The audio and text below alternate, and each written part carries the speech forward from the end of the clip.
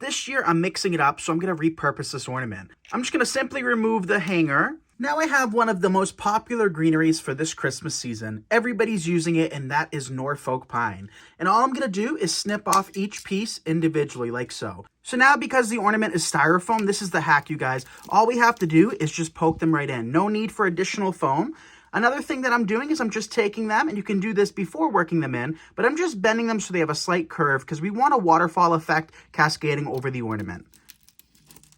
And as you can see, I'm not working in any hot glue. If you want, you absolutely can, but I have found over the years that this holds up just fine as long as you have enough stem within the styrofoam. Now I've worked in a little bit of greenery, and one spray of this Norfolk pine is enough to do probably about a dozen or so ornaments. So now it's time to spruce this up more with some variegated holly. And here is our variegated holly. You can also find this from nickseasonaldecor.com. And all I'm going to do is I'm just going to break off each little brack.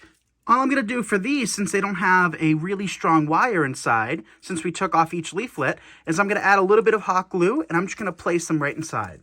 So we're being strategic with our placement. I am making sure that it has contact with that greenery, and that way it's not going to pop off, and this is going to hang beautifully. Now I have some of these lightweight berries, and I do want to point out that they are lightweight because we don't want anything too heavy to weigh down the ornament. We want this ornament to hang beautifully and have a nice balance to it. So I'm just going to snip some of these pieces off. And these are styrofoam as well. Now that we have our berries cut, I cut them into small pieces because I don't want them to overwhelm the ornament. And as you create this, that's my number one tip, is we want to just accent the ornament and we don't want to overwhelm it. So keep everything proportionate and on the smaller side.